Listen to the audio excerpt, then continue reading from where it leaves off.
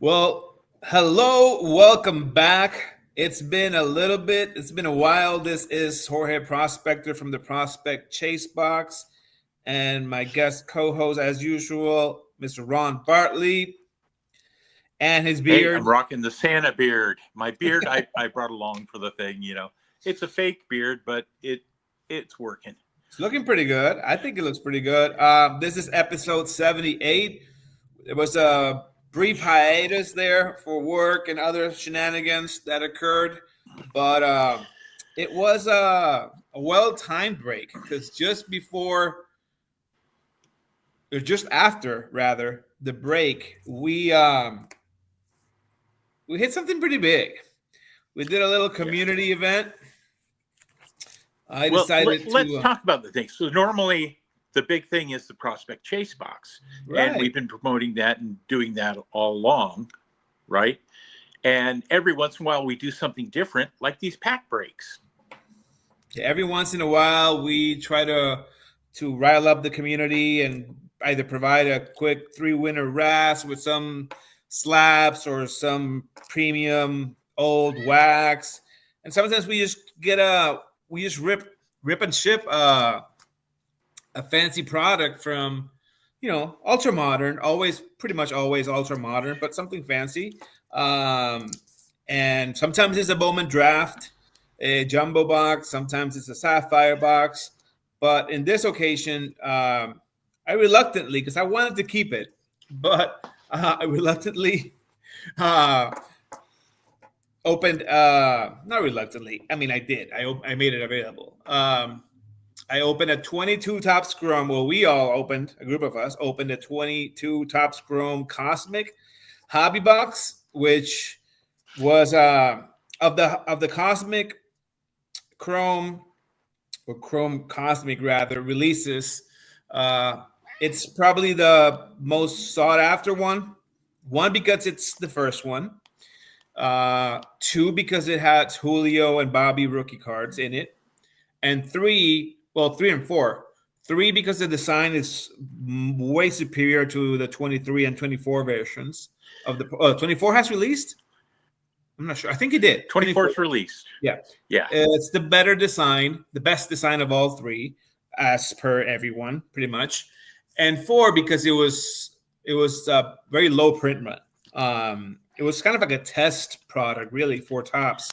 Yeah. I mean, significantly printed, right?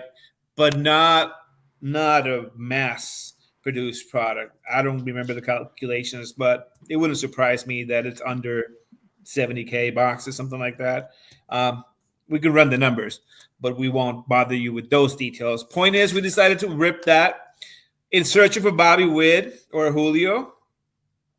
But Yep. And the reason we did a pack rip for it is because it's the kind of product that you can't do really a random team very good, because there's so many teams that aren't represented in the product or properly represented in the product. So it's not really fair to run a random team break on it. You'd really have to kind of go through and weight all the teams and say, okay, you guys get these guys and the Guardians, and you guys get these guys and the Marlins, things like that. So it's very difficult to do that. So doing the pack break was the only logical way to do it.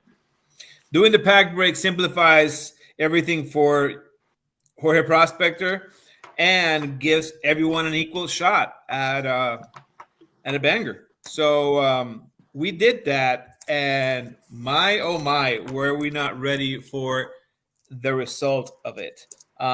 We were looking for Julio and Bobby Witt rookie card. I would be happy just to hit a few of those, but we hit a good. I don't know. I don't want to. It definitely was not a hot box. Well, you could argue that it is based on the one hit you pulled, but you hit some good cards. We hit a few colored cards. There were some good cards, and then the Julio rookie, which I think went to you. I think. Yep. Yep. Have you gotten the pack already? You have, right? No, I've not gotten that. Gotten that pack yet. But the other things with the box were we pulled a lot of cards. We went, hey, this is a great card, or this is a great pack because here's popping up this card or that card. So there were some really solid packs in that Yeah, it has some solid packs. It had those. Now, granted, I'll be the first one to admit I don't know all the nomenclature of like the atomic, refractor, bubbly, whatever, cosmic, planetary BS. But every time, or most of the time, we would hit one of those specialty kind of insert or parallels. It was of a good player. I remember it was a Freeman. It was a few other things. So we got lucky in many ways, but none more so than a Shohei 1/1 Superfractor Auto. I think the light doesn't do it justice. I'm going to try to play a little bit with the light. If I don't mess up my lighting, I'm actually not going to play with it because I'm going to mess it up. Just hold it a little higher and closer. There you go. But man, and it's you won't fully appreciate the colors because it's already in a bag, in a sleeve, in a top loader and bag. So I don't want to mess with it and taking it off. But go ahead and check it out on our YouTube channel. You'll see either the whole video if you want to see the whole thing. If you go to the whole video, I think we pulled it at minute 20-ish. Yeah, in pack 10. Pack 10, it was minute 20 something. But you probably have seen it already in Reels and on IG and Twitter and YouTube and Shorts and all that because Topps picked it up. And we went a little viral. Here, I think it's a good lighting right here. Better. Little viral with Topps, so appreciate it. Kudos to Topps who reached out and I gave permission to share. Hopefully we get more eyeballs for our channel and for our IG account. So yeah, that happened. We were through the moon at the moment. Like you got a really gut natural reaction from me. I didn't shake, but I was a bit I don't know, maybe nervous with words or whatever. I was like, people are making fun because I was using tripping a lot, which is, I think it's funny. I love when things happen naturally, organically like that. And someone picks something up and makes fun of it. Someone picks something else and makes fun of it. Hey, all for the engagement. I'd rather people make fun of stuff than be like super boring and no one wants to show it.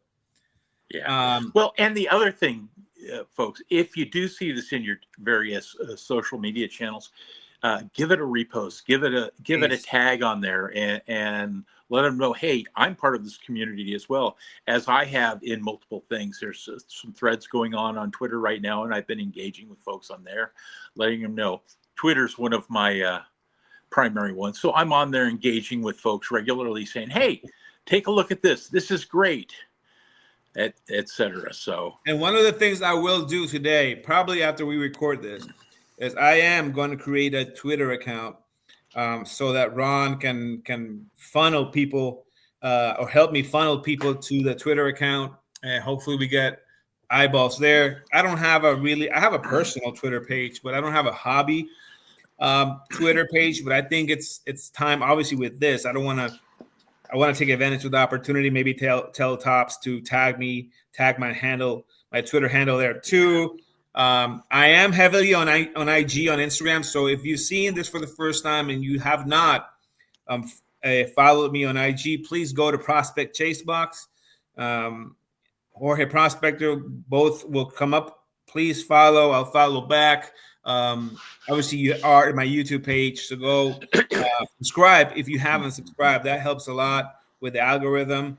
And and so Shohei related, Topps buyback program ends tomorrow or today. I think I've gotten different versions because on the website it was the 31st, and some people say the 31st. So that's the MVP buyback for any Aaron Judge. Yeah, and Shohei Chrome. Yes, if you haven't submitted your Judge Chrome cards in a few of the variations of it, not Sonic. If they produce Sonic, they didn't do it this year. Yeah. but definitely logo fractor is included, and sapphire is not included. Nope. So cosmic is not included. Sapphire is not included. I think the rest of the chrome variations are included. Their update wasn't included. No, but like Topps Chrome, regular Chrome. Yeah, not update. Chrome update wasn't the included. One that it was not included also, it's that national one that they made, that specialty one that's not included. We're talking about regular Chrome or logo fractor. Those are included. $20 for base cars and 40 and above for X fractors, numbered, all that stuff. There's actually some good. Yeah, there's some good prices there. I mean, like the logo fractor base one is, I'm sorry, the logo set. The base card from that logo fractor set is $40. Yeah, you know, that's $40 cash towards something else if you want it. You're not going to get 40 for the card. Cash money, liquidity. Yeah, you're not going to get $40 for that card. But if you have some of the higher end cards, such as this one that Jorge is holding on his hand right now. Yeah. So this is the tricky part. For anything that's numbered 100, everything that's higher than 99, it's $100. They give you $100 for it, like this. This is a number to 150. It's $100. If you got anything numbered 99 or less, it's $200. The way I feel about it is, and it depends on which variant you get. Because like if you get like a green, I think it's probably like 199, something like that. Number to 199, something like that. You got to know which variants have any value in the market. Anything above 100, the only real value in Chrome cards, it's this one. It's the True Blue. Because there is a following. There's people that follow number 2 150s, True Blue in any Chrome or regular flagship variations. They're usually number 2 150, and there's a following for it. So I feel that I can get, the reason I kept this card is this is blue to 150, and it has a massive print line running horizontally, if you see it, here to here. And so the idea being that even this version, even this like imperfect version, is probably worth more than $100 in the market, because it's a True Blue. However, I'm going to get it submitted to Topps, hopefully get it back if they have it available in good shape, and keep it or grade it. So we'll see. I kept it. I submitted my other base cards and whatnot and X Factors, and I submitted it yesterday. If you haven't done so, go run to your local store or even postmark it. I was under the impression, because I read it on the website, that it says mail by 130 or 130 or 131st. I think most of these like Midwest cards or Steel City or David Adams, they probably will have a little window provided by Topps to submit their stuff. So they probably will take cards up till like next week or something. But I imagine it has to be postmarked by today or tomorrow. Listen, if they get my $100 worth of cards and cannot accept it, then I imagine they will mail it back, or at least contact me. I don't think that's the case. So I submitted it to David Adams. You guys go give your local LCSs some flavor, some dollars, some sponsors, right? What say you, Ron? Where are you taking it? Locally? There's a couple places locally. I got to figure out which one is going to be my legit one. There's since I'm new to this area, there isn't the old card shop that I used to go to. So I'm going to take a look. One of the guys I'm friends with on Twitter is from the area. I'm going to ask him which one of these two shops is the best. The one is called Honey Hole Collectibles. They had a shop close to me in SPD. Yep. They do a lot of rips and breaks there. So I think they're too much of a just constant breaking type shop.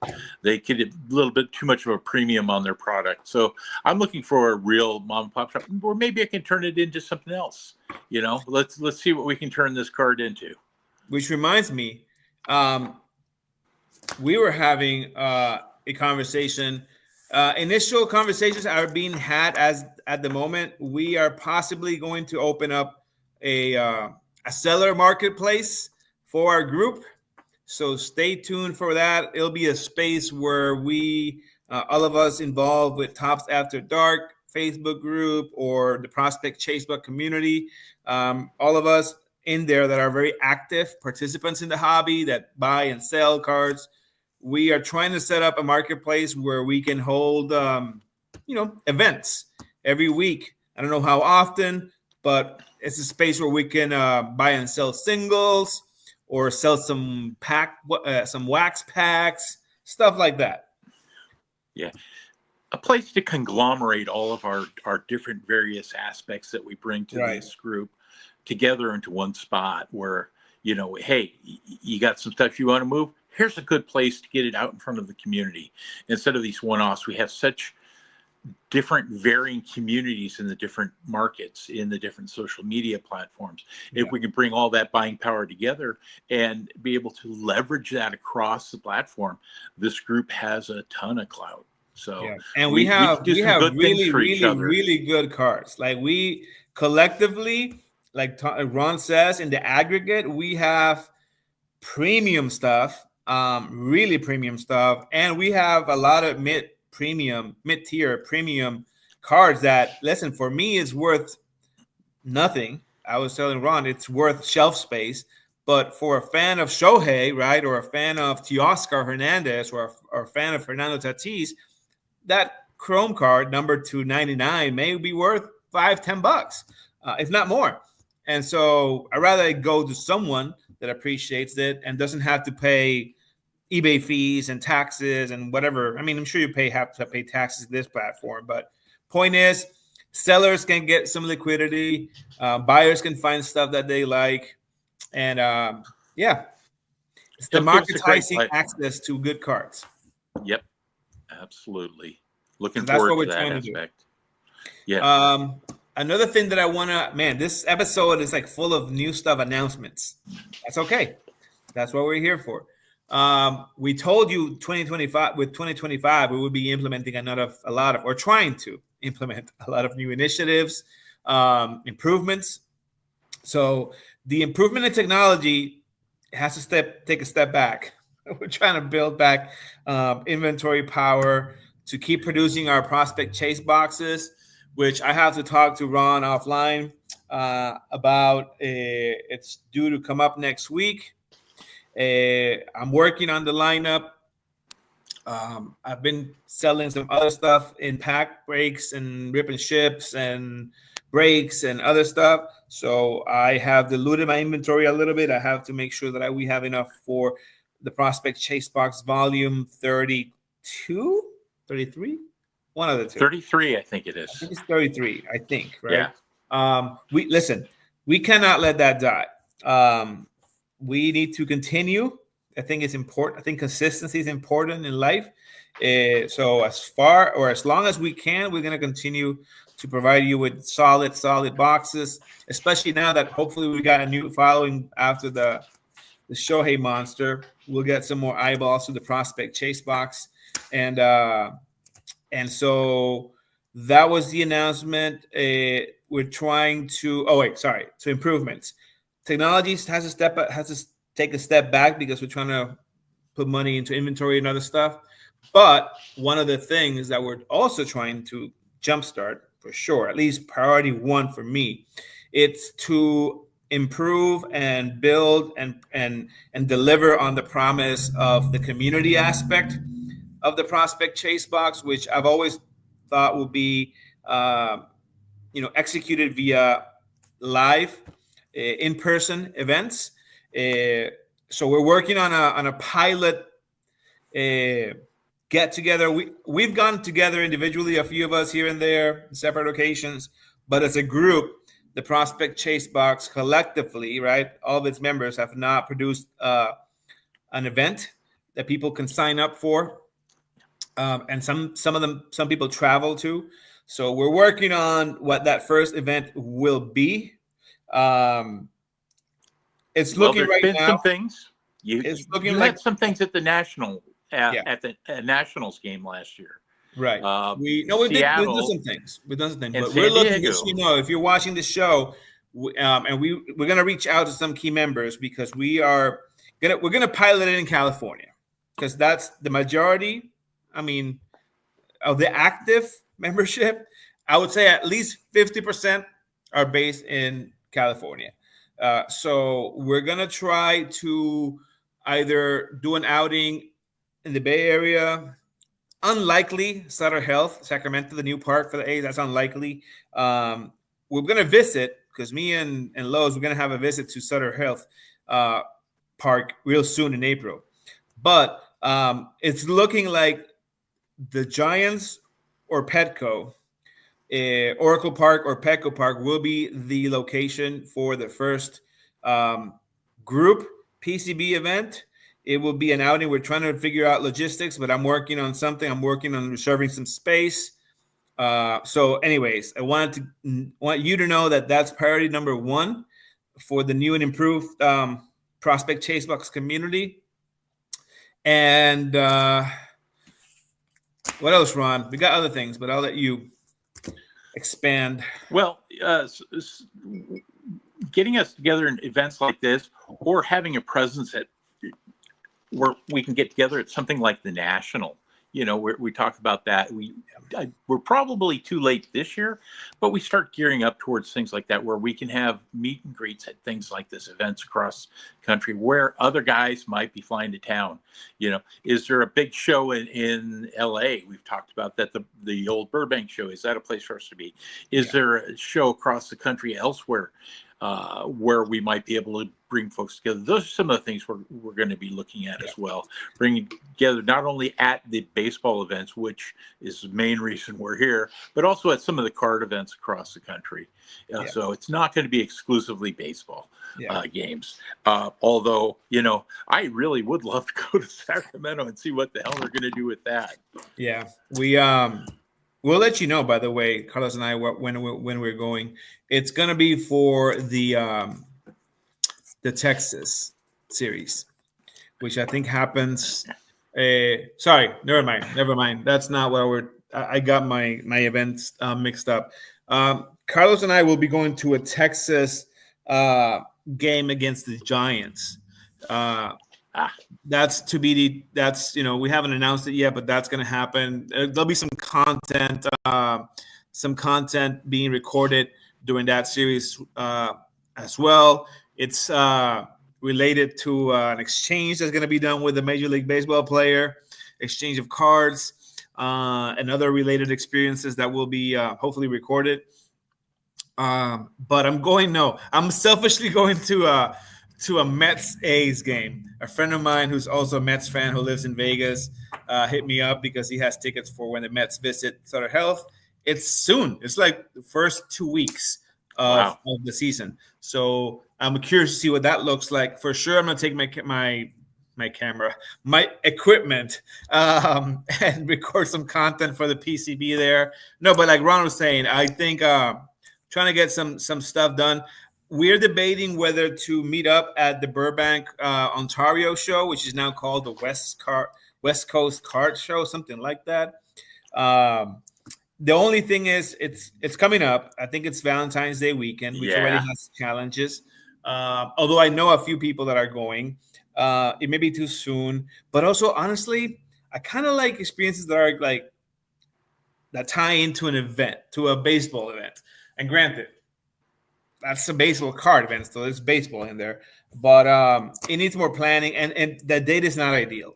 No. So, but for sure, I can definitely foresee us going together to either a Dallas show or when they do when Burbank does. Burbank is doing their shows now every semester, every whatever. I think they do a quarter. Not quarter. I think they're going to do it biannually.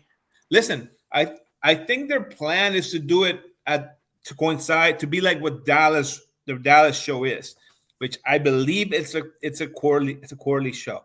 I imagine that's their plan. Their main issue has always been venue, and Ontario really worked really well for them, space-wise, money, whatever. But I'm sure they can't secure that venue all the time. So they are working on their new store, and imagine they'll do when that store is completed in Burbank, the new facility. I'm sure they'll do them there because it's big enough. But as of right now, they do a show in in February, which we talked about, and they do another one in August, I want to say. So maybe for something like that, we can, but my priority is to build an experience and most likely at a ballpark, because I feel it's a great place to mix in, bring some cards. I can make an investment in some cards. We can rip cards. We can have some beer. We can eat. We can see the game, network, talk shop, talk about what we do in real life. I think it's a good networking opportunity. So stay tuned for that announcement. I will be negotiating something with the venues sometime soon and putting a feeler out there for how much people are willing to put up for this type of event. It won't be cheap. If we get as reserve space, we're probably talking a few $100. So just know that's the case, including tickets, right? So so yeah. What else? We talked buyback. We talked Shohei. More Shohei. Go ahead. Bring up that 50-50 box. Yes. We were going to go more I have Shohei. Cheap RAS going on now. 3 winner RAS on our Facebook group. One of the prices is winners 10 spots, 3 prices. Winner's choice, either a 2016 Bowman value pack, which I think has 2 or 3 packs, including yellows, parallels, or whatever. That has some insert sodos, but it also has rookie Vladis and rookie Bregman. Ron's pulled a Bregman auto out of those. The retail variants, the 99. So it was auto, right? Or was it non-auto? Yeah, it was an auto. It was an auto. It was green. Yeah. I have another. I don't know if you know this. I own another Bregman rookie insert auto. A sticker though. He follows me for some reason all around. If you build a Bregman PC, I got you. Anyways, 2016 Bowman, which has a few really good hits. 2019 Bowman, fat pack value pack, with a few packs, and I think some camo parallels included. That one has Wander. Just kidding. That one has Julio. First Bowman's, so that's always good. And you never know when you find yourself a green parallel in there in those retail versions, and a pack of a 50-50 Shohei, which could be anything. Even could be those kanji or whatever versions. The pack weight issue with this, I'll be honest, I don't think any of these are heavy. The heavy ones are pretty easy to spot. So just transparency. But there's always the issue of the kanji or SPs or whatever are made out of the same stock as regular base cards. So you never know when you got yourself some type of SP or kanji or something. And I think also there are occasional, like, what's it called? Redemption cards. Redemptions. So I don't know about that.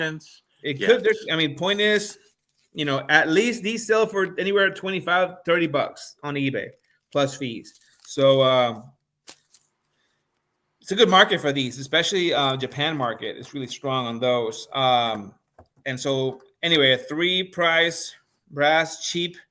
Get on it if you want. It's on my Facebook. If you haven't subscribe to our thread, our Facebook or Messenger thread, hit me up and I'll at you so that you can see all these opportunities that come up. And I think that's it. Baseball wise, nothing has really happened. You've got some Chinese to talk about. Yeah, there's just some very small trades and things going on. Nobody's really moving much of anywhere. We talked about the fact that your guy Pete Alonso might just be walking back to the dugout with the Mets. We don't know. On the West Coast here, we had Ha-Seong Kim, who was spectacular 2 years ago. This past year, not so much, and he got hurt. Finished the season on the IL. He signed with another team, so he's off to Tampa Bay. And then you had Profar, who had signed for a major league minimum $1 million deal for him last year with the Padres, had an outstanding season, and he went off and signed with the Braves for like a 3 or $44 million deal. So, you never know what's going to happen with guys from your team. You look at the stuff that's broken. The big things for us here in San Diego is the ownership issues and lawsuits going on, but that's a whole different story for another day. Fanatics just announced. I just got the email. They just announced their Fanatics Fest again in the same venue. I think they got a 3-year deal with the venue, the Javits Center in Brooklyn. They're announcing some guests: Tom Brady, Jaden Daniels, Peyton Manning, Eli Manning, Jamar Chase, Tyreek Hill. So mostly football and football. I see. They're getting ready to pump football hard because they also moved the date. Yeah, they moved the date up into June so that they could have these guys there and start pumping the product. Their license comes with next year's product. So this year's product, everything you see right now, they're gonna start pumping it really hard. And also because that's when football season really starts to heat up, the football card market. Right now, it's top premium moment for it, but it dies off after the Super Bowl, and then basketball has a few moments of being hot. Their first Chrome football product is slated to come. First licensed product is slated to come in spring of 2026. Basketball, their first licensed product, it's 2025, later this year. I want to say October. They're going to start pumping that up. By the way, that gives me a good segue into something I didn't think we were going to talk about, but it's a good thing I remembered. I don't know if you saw, but Sportico, the newspaper website that covers like sports business issues, released an article. I think it was last week, where they interviewed Fanatics, the CEO or the CFO, and Fanatic has strategically chosen to reveal their financials. And I don't know, you haven't seen it? No, I haven't. So I'll give you kind of a summary. We'll need to link that up. Yeah, I will. I will link it up to the actual YouTube video, and I'll pin it to the top. I haven't fully read the article, but I gotten some highlights of it. And so I know the figures. We can talk about them and the implications those numbers have on the hobby. I'll talk some generics. I don't know specific. I don't remember specific values, but I do know that they're doing well, right? But I think what's really impactful, it's the sheer revenue totals on Fanatic collectibles.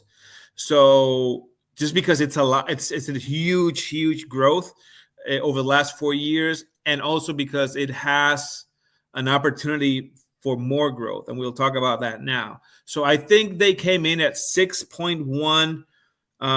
Remember, they have 3 components in their business that are the most salient components. One is their clothing and whatever they call it, Fanatics merchandise, clothing, whatever, apparel, that's the word. Their Fanatics apparel is the biggest segment that they own right now, that produces the most money for them. I think it came in at $6.2 billion. The third and last component, the middle component, collectibles, came in at 1.6 billion dollars.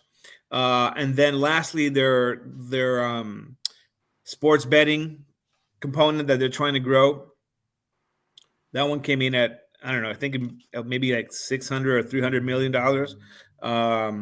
That's probably a loss leader for them at the moment, especially at how much money they've put into that. They're probably not making huge money on that yet.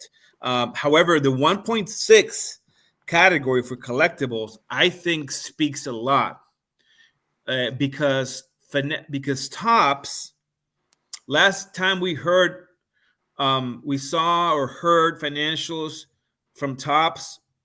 I don't know if it was related to when they got bought by Fanatics or why we learned of them, because obviously Tops is a private company, doesn't have to release their financials, and so is Fanatics. They're also private.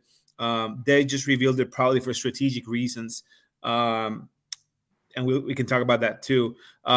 Last time we heard about Tops financials, I think it was 2021 or 2020. They were selling 300 something million. And so that goes to show that in 4 years, right after the acquisition, which I think took place, 3 years ago, 2 years ago, 3 years ago, 3 years ago, they've put money in it, and you can already tell, right? The sheer volume, the 3x ish growth of the category for them. That's impressive, right? To grow it. Well, how much of that was raising the price of product? But call it what it is. I've always told people, it's 10xing the hobby, it's 10xing their pockets. Yep. Don't fool yourselves, right? But that goes to show that that's crazy. That's amazing, right? The turnover, the change. Not that it has represented a huge increase in like economies of scale or service. I mean, I think there have been some improvements. I think it's gotten better as of recently, but the price has also gone up. So we've paid the price for any improvements. We've paid the price for, and so yeah, you can argue against what the business model is that has led to that growth, which we all know it's roulette, baseball hobbying, and breakers and magic boxes. Nothing like the prospect chase box. We tell you what's in it, and so listen. It's impressive. But what I also find impressive is that they got to 1.6 without basketball licensing and without football licensing.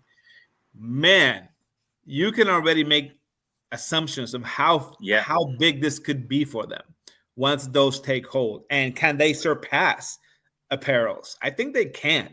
We'll have to see. But wow. With some of the college product and stuff they've been able to bring in and stuff as well, that picks up in both categories. So you have the apparel, which already was extended out into the college areas as well as all sports. Now you add to that, the card component. So you look at college, they're already bringing in more from that. You're bringing in the unlicensed basketball and football. They're still selling that product out like crazy. It is crazy. I look at the old days. Hey, buy this Panini unlicensed. I really don't want to get that. Hey, buy this other unlicensed. I don't know so much about that. But when Topps dangled it, a lot of people just jumped at it. They stopped that. Well, I'm not buying it because it's not licensed anymore. They're thinking, well, it stops. It's bigger. Maybe we'll get through this. Interesting days. It's quite impressive. And I want to dig more. I want to dig deeper into it because I want to get into their EBITDA numbers and see what those revenue numbers really mean, like how profitable they really are from a net profit standpoint. Just financial geek stuff, but that really probably tells the story better. But at least in the outset, man, that's an impressive number. And to do that without NFL and NBA licensing, I think it speaks volume as to what the opportunity for them is going forward. So other than that, excited about and again, to tackle what I said a few minutes ago, the reason I think they released those numbers is because remember a few months ago we were talking about how the word on the street was that they had lowered the financial markets, especially the financial debt markets had lowered their bond ratings to B plus, and how that signaled rather to the financing world and the investment world that that they were leveraged out of their asses, pardon my French, and so they probably wanted. There's something in there that they wanted to be like, hey, no, we're making money. They leverage themselves to position themselves to get those licenses Yeah. for the different leagues. That was a big leverage position for them. They put all that money out to get that. They haven't gotten the license yet, but they already put the money out for it. So right. And they also they also want people they want eyeballs on them, obviously, because they're probably prepping for an IPO sometime in the next 3 years ish. Once those licensing deals have taken hold, and once they're making crazy money on those two sports deals, that ups the valuation of the company. So they want to be, they want people to talk about how well they're doing, right? That's the narrative. So other than that, I'm excited about spring training coming up here in a week and a half, 2 weeks. Couple of weeks. Got pitchers and catchers.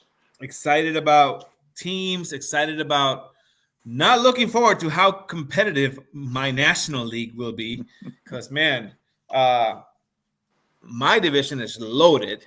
The West division is also loaded. Central, we all know it's going to be either the Pirates or the Brewers, but the Mets, Braves, and Phillies are poised to, have a cutthroat competition again. I do predict, and Ron and I always do our prediction episodes. Those will happen more in like March, once we've seen and once people have gotten injured in spring training. Yeah. But I can give you my pre predictions. At least one division. I think the Phillies are possibly slated for a regression, even if for a little bit. They've made some. I think they've made some signings. I don't think they've made their club stronger, and I think the Mets have made their ball club stronger, even if at the margin right now. And I do think the Braves have a really good team, and they have the chip on their backs. I think the Braves will be hard to beat this year. So with a healthy Acuna. With a healthy Acuna, a Profar, they made some signings. I think they have a really solid team. I think the Brewers will do really well this year with a second year Churio, unless he goes to a sophomore slump, which I don't necessarily envision it. Speaking of Churios, I almost said churros. Speaking of Churios, his son is getting a lot of hype. Sorry, his brother. He may have a son. Wait. He may have a son. Who knows? That plays baseball. Who knows, right? That's another topic. But no, in Venezuela they don't do that to birth certificate. It's only in the DR, right? No, but Churio has a brother, Jackson, who Jackson. No, what's the name? Brian. Jackson is okay. Jackson is the guy who's up. Jackson is the star. Yep. He has a brother named something with a J. He's already been featured. I think he was on 23 Bowman or something like that. He's also gaining a lot of hype because he's doing quite well. Either he did well on the Arizona League or in the Summer League. I forget. But he's the next hype prospect. I want to say he plays for the D-backs. Or I'm just keep an eye out for him. Yeah. Well, it could be because he played in that Arizona Fall League. That's where they send a lot of the guys. Yeah. Let me to work on their game. Now. Jackson, Churio brother, Jason Churio. He plays for the Guardians. So it's probably Arizona Fall League is the reason you that. That's why I thought a lot of guys get sent down there. So he did really well. I think he's a number. I think right now he's a number. I forget. He's like in the top 100 prospects, and he's high up there. So a name to consider. And listen. And lastly, talk about your West Coast division. I think it's gonna be a tough one. It's going to be very difficult because the Dodgers have pitching that'll come at you every single day now. It seems like. So is Roki everything everybody says? We'll find out very shortly. But you know what, they've got a rotation that is just absolutely loaded, and they still have a lineup that features 3 MVPs in it, and it's going to be a tough road for anybody to challenge them. The Padres haven't done anything really because of the management issues, the ownership issues there have precluded them from being participants in any big money deals They and haven't really signed structuring anyone, right? salaries.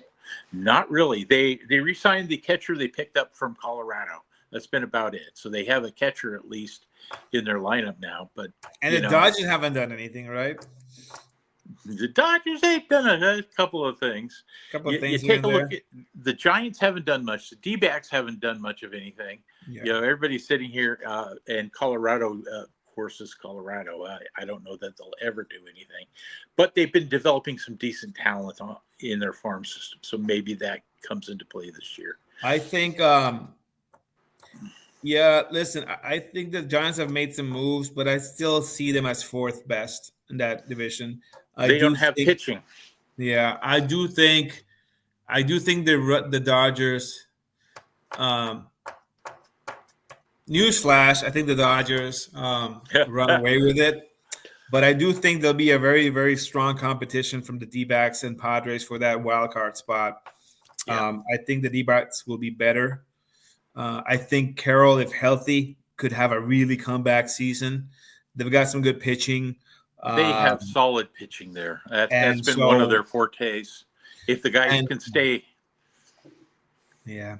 And honestly, the way that the playoffs are structured nowadays, you just got to get there because it favors quality pitching staff teams. Well, you say that, but yet the Dodgers went out and threw bullpen game after bullpen game at people. It really changed that dynamic. Watching what they did in the playoffs this year, they had guy go in for 3 innings, 2 inning. Yeah, but my point is, you're right, but that only applies to. I'm talking about making it. Yeah, and the Dodgers, if they make it, they're getting a bye. They're not playing. So the Dodgers' first series is going to be a 7-game series. So what I mean by it is that first division series, that first whatever, that first like 2 out of 3, and the next one that's 3 out of 5. That one, if you have a solid 1-2 punch, you can sneak in. You can get through, and then it's all. Let's see what happens, right? At the league championship series, so I guess that's the new formula, right? In Major League Baseball is to build enough, and that's why pitching is at such premium.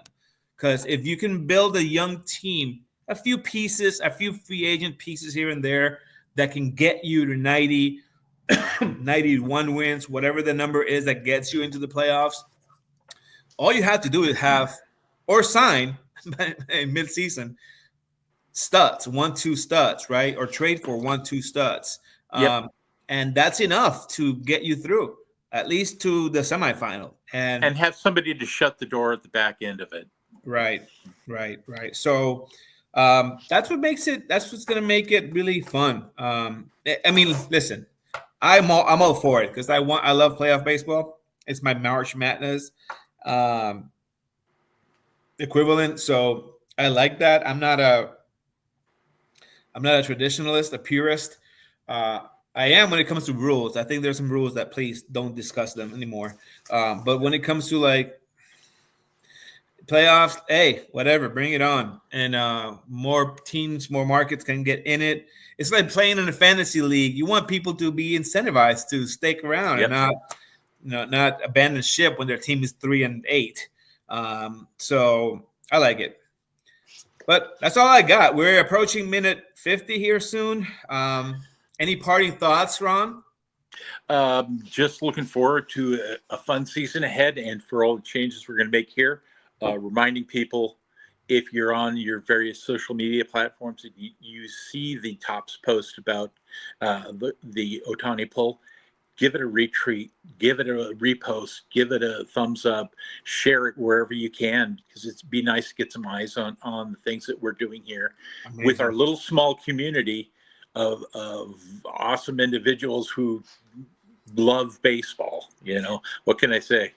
I'm all for it. Thank you for reminding me. I will post a link and link it and pin it to the top, both the reels and the whatever the post that Tops picked up and shared. I'll put it in there. I'll put the Sporty Code Fanatics article as well.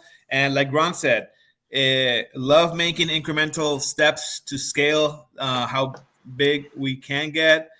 I love the fact that a small community group like us was the one that pulled this superfractor Shohei auto on card. I love that it went to one of our community members and not one of those crazy bros on the internet. So that's in and of itself is amazing. So help us grow the brand. All your likes, shares, comments help. So thank you for tuning in. As always, Ron, thanks for your time, and we'll catch you here on the next one. Jorge Prospect. For Ron, this is Jorge Prospector. Out. We're out.